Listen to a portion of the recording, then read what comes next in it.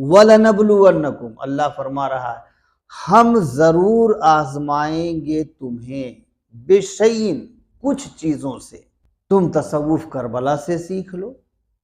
کوئی راحت ہے کوئی آرام، سارے کا سارا تصوف تو کربلا میں ہے، سارے کا سارا عشق تو کربلا میں ہے۔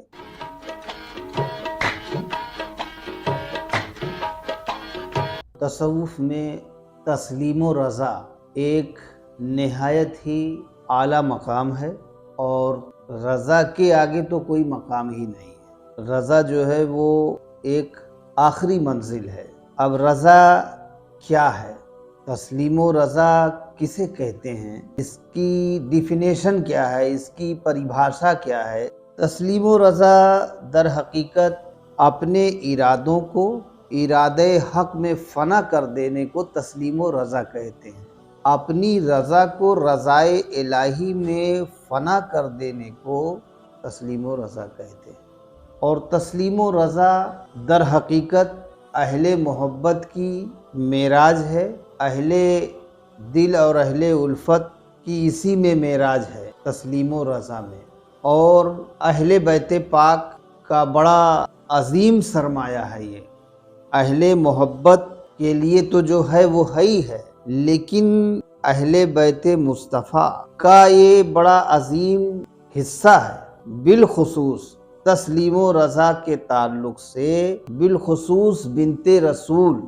سیدہ کائنات سرکار سیدہ فاطمہ زہرا سلام اللہ علیہا اور شہزاد رسول جگر گوشے بطول لخت جگر فاطمہ فرزند مرتضیٰ جگر گوشے مصطفیٰ حسنین کریمین رضی اللہ تعالی عنہما کا یہ حصہ ہے تسلیم و رضا۔ بنت رسول سرکار خاتون جنت کا اور امام حسن علیہ السلام امام حسین علیہ السلام کا یہ حصہ ہے۔ اور تسلیم و رضا کو اگر سمجھنا ہے تو اسے کربلا سے سمجھیں، کیونکہ داستان کربلا تسلیم و رضا کی ایک بے مثال جیتی جاگتی تصویر ہے۔ داستان کربلا تسلیم و رضا کی بے مثال جیتی جاگتی تصویر ہے۔ دیکھیے تسلیم و رضا میں بہت بڑے بڑے لوگوں نے قربانیاں دی ہیں، اور جو عاشق ہی ہوتا ہے، جو یار کی رضا میں اپنی رضا کو گم کر دیتا ہے، یعنی اپنے ارادوں کو ارادے حق میں فنا کر دیتا ہے، یار کی رضا میں اللہ کی رضا میں اپنی رضا کو وہ ختم کر دیتا ہے، اس کی اپنی کوئی رضا نہیں، اس کی اپنی کوئی خوشی نہیں، تو ایسے دنیا میں بہت سارے لوگ ہیں جو تسلیم و رضا پر قربان ہوئے، جنہوں نے اپنی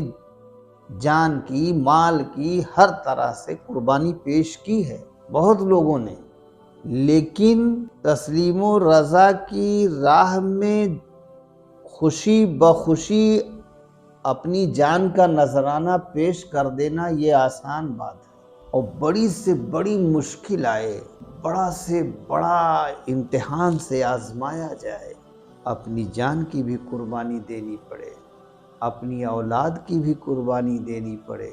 اپنے پورے خاندان کی قربانی دینی پڑے، اور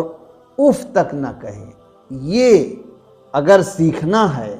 تو یہ کوئی سیکھے سرکار امام حسین امام علی مقام علیہ السلام سے۔ ویسے تو امام پاک نے جو قربانی پیش کر دی ہے، اب کوئی مائی کا لال نہ ویسی قربانی پیش کر سکتا ہے، اور نہ قیامت تک روئے زمین پر ایسا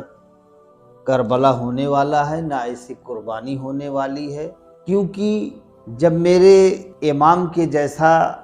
رتبہ اور درجہ اور میرے امام کے جیسی شہادت کسی کی شہادت نہیں ہو سکتی، میرے امام کے جیسا درجہ کسی کا نہیں ہو سکتا، میرے امام کی جیسی عظمت اور فضیلت کسی کی نہیں ہو سکتی، تو میرے امام کے جیسی قربانی بھی کسی کی نہیں ہو سکتی، میرے امام کے صبر کے جیسا صبر بھی کسی کا نہیں ہو سکتا، میرے امام کے غم جیسا غم بھی کسی کا نہیں ہو سکتا۔ تو میں یہ کہہ رہا تھا، یہ سمجھانا چاہ رہا تھا کہ تسلیم و رضا میں بہت لوگوں نے قربانی پیش کر دی ہے، بہت بڑی بڑی قربانی پیش کی ہے، لیکن تسلیم و رضا میں مشکل سے مشکل مقام آ جائے، گلا کٹانا پڑے اور اف تک زبان سے نہ نکلے، یہ ہے در حقیقت تسلیم و رضا، کہ اف تک نہ نکلے زبان سے۔ تم تصوف کربلا سے سیکھ لو، کوئی راحت ہے کوئی آرام، سارے کا سارا تصوف تو کربلا میں ہے، سارے کا سارا عشق تو کربلا میں ہے، کیونکہ جو کربلا کا دھنی ہے وہ عاشق نہیں، عشق کا دیوتا ہے، جسے امام حسین کہتے ہیں۔ اور تسلیم و رضا کے تعلق سے صوفی ہند فقیر اشرفی سیدنا سید شاہ اختر حسین المعروف گل اشرفی سرکار ارشاد فرماتے ہیں کہ گل اشرفی رضا میں گزرے جو زندگانی، گل اشرفی رضا میں گزرے جو زندگانی، پھر تو نہ کوئی نعمت بہتر ہے زندگی سے، پھر تو نہ کوئی نعمت بہتر ہے زندگی سے۔ تو آپ نے مقطع میں یہ بتا دیا کہ پوری کی پوری زندگی ہی رضا میں گزری اور گزرنا چاہیے، کیونکہ تسلیم و رضا اہل الفت، اہل دل، اہل محبت کی معراج ہے۔ تیرائیں میری کشتی یا ڈبائیں ان کی مرضی ہے، تیرائیں میری کشتی یا ڈبائیں ان کی مرضی ہے، مجھے ان کی خوشی اپنی خوشی معلوم ہوتی ہے، مجھے ان کی خوشی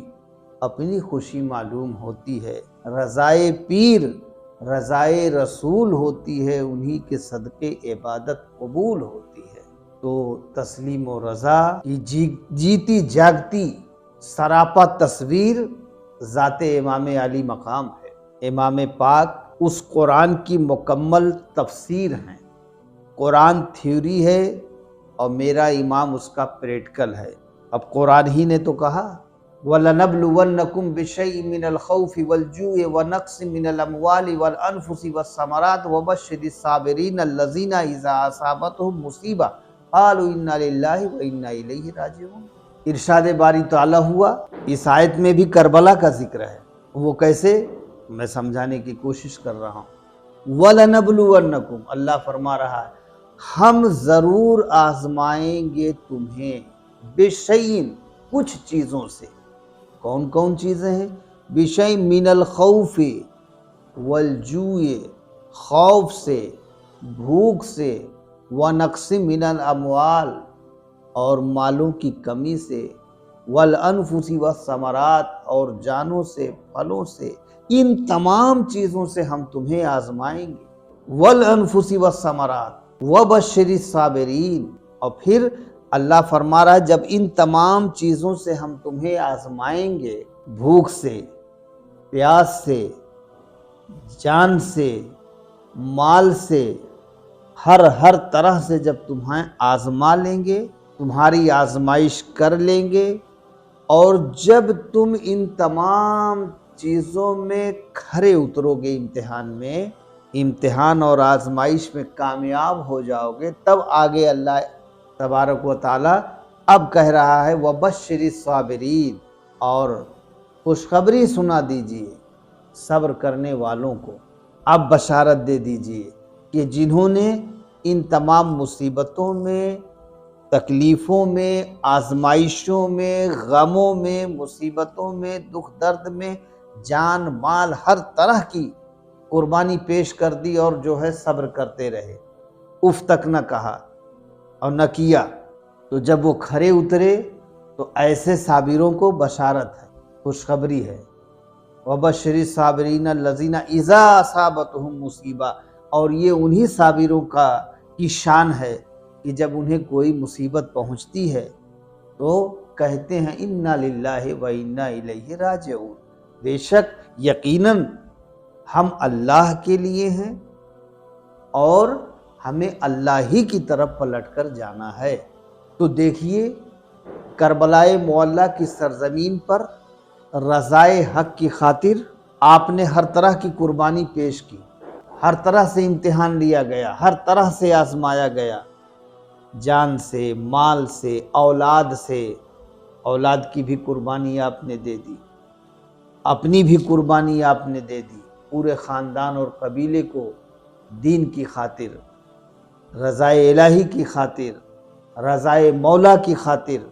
سب کچھ قربان کر دیا۔ تو یہ تو قرآن کی تھیوری ہے اور اس کا پریکٹیکل ذات حسین ہے۔ جو قرآن کہہ رہا ہے میرے آقا حسین نے اسے کر کے دکھایا، عملی جامہ پہنایا۔ آپ نے خود اس آیت کی تفسیر بن کر کے دکھایا۔ وہ آیت ہے اور وہ جو آیت کہہ رہی ہے وہ میں کر کے کربلا میں دکھا رہا ہوں، اور ہر طرح کی قربانی آپ نے پیش کی۔ تو یہ ہے تسلیم و رضا، کہ یار کی رضا میں اپنی رضا کو گم کر دینا۔ اب یہ دل کا نذرانہ بھی یار کے نام پہ قربان کر دیا جائے، اپنی جان کو جان نہ سمجھا جائے، مال کو مال نہ سمجھا جائے، اور میرے امام نے سب کچھ کربلا میں کر کے دکھا دیا۔ تو تسلیم و رضا کی جیتی جاگتی بے مثال تصویر ہے داستان کربلا،